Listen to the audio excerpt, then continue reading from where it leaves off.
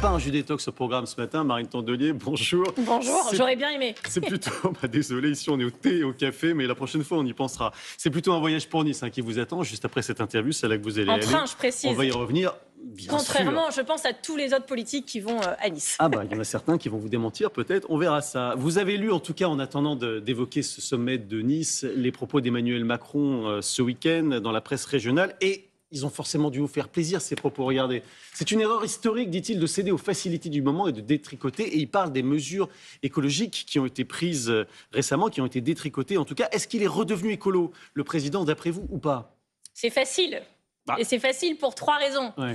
La première, c'est qu'il se réveille quand même un peu tard, parce que ça fait des semaines qu'on a un rouleau compresseur anti-écologie, dont dans le budget, là, au début de l'année, on ne l'a jamais entendu se plaindre jusqu'à maintenant. Et on comprend bien qu'au moment où il veut son sacre environnemental sur la scène internationale avec ce grand sommet sur l'océan, il a un peu honte, c'est sain. Deuxième raison, il fait comme s'il était en cohabitation et qu'il tensait un gouvernement qui lui échapperait. Mais ce gouvernement, c'est quand même le gouvernement de François Bayrou qui l'a nommé lui. François Bayrou qui est le premier des macronistes historiques. Donc c'est quand même un peu facile de faire comme si ça venait pas de lui. Ces députés, quand ils sont en hémicycle, c'est un peu rare. C'est un peu un gouvernement de coalition. Vous pouvez pas faire comme si c'était un gouvernement. C'est ces députés qui sont chefs de file, main dans la main avec le Rassemblement national et la droite sur tous les reculs environnementaux. Et la troisième chose... Sur les ZFE, par exemple, il n'y a pas que, si je puis me permettre. Oui, ils étaient 17% de taux de présence au moment du vote. Donc s'ils avaient été présents, ça aurait peut-être été plus simple. Et la troisième chose, c'est que, prenons-le au mot. Et moi, il y a une chose que j'ai envie de lui demander, une annonce que j'ai envie de faire sur votre plateau, c'est que le 31 décembre dernier, il nous a annoncé des référendums. Vous vous rappelez? Puis alors depuis, tout le monde, les journalistes, les politiques, les citoyens, tout le monde attend la question qui ne vient pas. On ne sait pas si lui-même a une idée.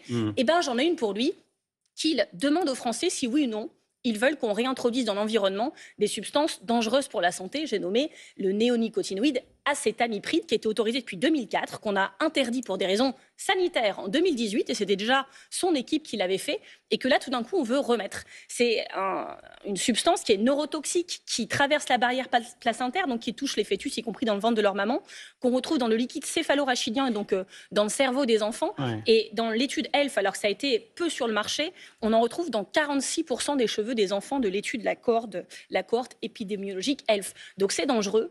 Et je vais vous dire, quand on veut remettre des substances neurotoxiques dans l'environnement, il faut le faire les yeux dans les yeux avec les Français, avec leur accord, en leur donnant les études scientifiques et qu'ils tranchent. Là, ce qu'ils font, c'est qu'ils le font sans transparence, même pas avec un débat à l'Assemblée nationale, puisqu'ils ont refusé de débattre. Ils vont le faire dans une petite chambre, une commission mixte paritaire, 7 députés, 7 sénateurs. Ils ont tellement honte qu'ils n'osent pas le dire. On verra ce eh bien, posons la question aux Français. On verra ce que vous répond Emmanuel Macron sur cette question. Déjà, je suis sûr qu'il va me répondre. Cette question de référendum, vous lui poserez la question jusqu'à ce qu'il le fasse. Oui, que vous lui proposez ce matin. Mais sur ce sujet des insecticides, on voit bien pourquoi il est réintroduit. Parce qu'il y a une concurrence européenne, des agriculteurs qui, eux, s'en servent, et les agriculteurs français qui disent nos filières sont détruites, alors que les consommateurs achètent des produits qui viennent des autres pays. Donc ça ne sert à rien.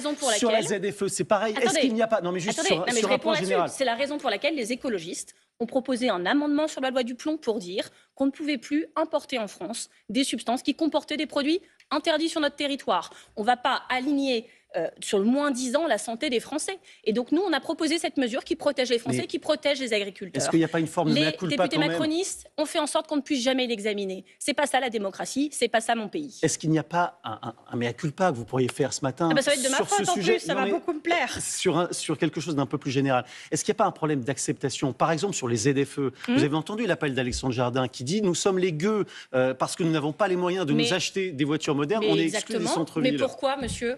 Parce que le gouvernement a fait des économies sur le dos des Français. Ils ont fait des économies punitives. Ils ont supprimé la prime Rénov' pour qu'on isole nos logements. Ils l'ont suspendu. Ils ont supprimé les aides qui permettaient de changer de véhicule. Le leasing social, moins 66% dans le budget 2025.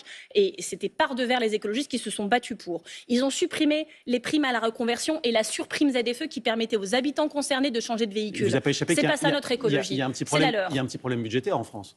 Ah c'est sûr, ils ont fait 40 milliards de cadeaux aux plus riches, 40 milliards par an. Alors c'est sûr, c'est comme si vous avez une maison, il y a une tuile, vous enlevez une tuile du toit, et au lieu de dire on va remplacer la tuile, vous dites il faut évacuer toutes les pièces, voilà, et on rend la maison insalubre. Enfin franchement, réparons la toiture de ce pays, taxons les plus riches. Et au Sénat, le 12 juin, on examine la taxe Zuckman à l'initiative des écolos. Elle a été adoptée à l'Assemblée, elle sera examinée au Sénat. c'est pour taxer ceux qui ont plus de 100 millions d'euros de patrimoine. C'est pas vous, c'est pas moi, c'est pas ceux qui nous regardent, je pense pas. Non. Mais ça permettrait de faire 15 à 25 milliards de rentrées fiscales par an et donc de financer ces aides pour les Français et pour notre environnement. On va y revenir aux questions budgétaires parce que c'est vrai qu'elles sont sur la table en ce moment. Mais d'abord, donc, sur cette conférence de Nice qui s'ouvre, elle remet l'environnement au centre de l'actualité. Vous avez lancé un appel ce week-end en appelant à la fin de ce qu'on appelle le chalutage de fond. C'est quand les filets des chalutières raclent le fond de la mer dans les aires marines protégées. Et justement, le président, il a un peu répondu là-dessus. Il a dit que cette pratique serait limitée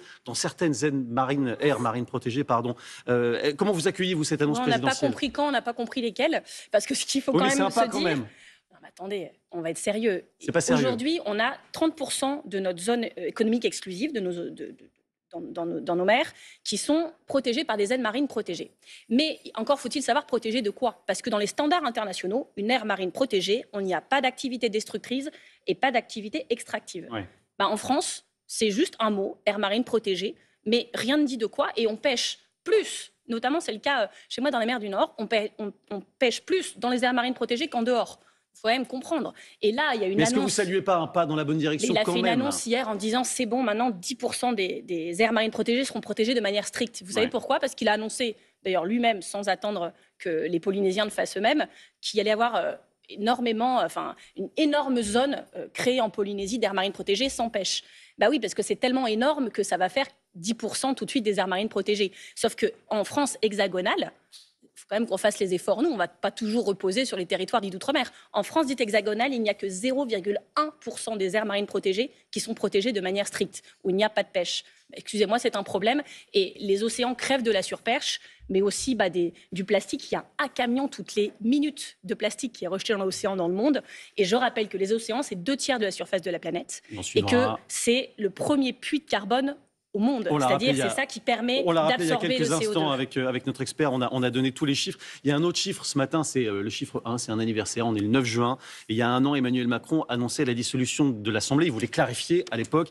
Ça a bien marché. Comment vous qualifiez justement, vous, la situation politique aujourd'hui ? Est-ce que la France est ingouvernable, comme le dit Le Figaro en une ce matin ? La situation politique française est préoccupante, voire désespérante. Ouais. Y compris le président de la République semble, dans des petits cercles, pas encore publiquement, reconnaître que c'était une erreur. Et voilà, et nous y sommes. Ça a fait dévisser économiquement la France, ça a fait prendre du retard à beaucoup de réformes. Mais voilà, ça, c'est son problème. Moi, ce que je suis venue vous dire aussi ce matin, c'est que je n'abandonne pas la promesse faite cet été, qu'elle avait provoqué un sursaut, un élan de l'enthousiasme chez les électeurs de gauche et les électeurs écologistes. Et je ne comprends pas pourquoi, il y a un an, ça paraissait évident que pour être au deuxième tour de 577 circonscriptions, il fallait être ensemble, tous les partis de gauche et écologistes. Pourquoi un an après, pour être au deuxième tour de la présidentielle, alors qu'on se demande qui de Marine Le Pen ou de Jordan Bardella va l'emporter, pourquoi là, ça paraîtrait si compliqué ? Donc je dis à Jean-Luc Mélenchon et je dis à Raphaël Glucksmann, il y a le 2 juillet une réunion des partis qui veulent organiser ensemble cette présidentielle, non pas pour faire figuration, mais pour la gagner. Je leur dis que leur place est à cette table et que les absents auront tort, que l'histoire les jugera sévèrement. Vous ne vous sentez pas un petit peu seul à plaider pour une candidature unique de la gauche ?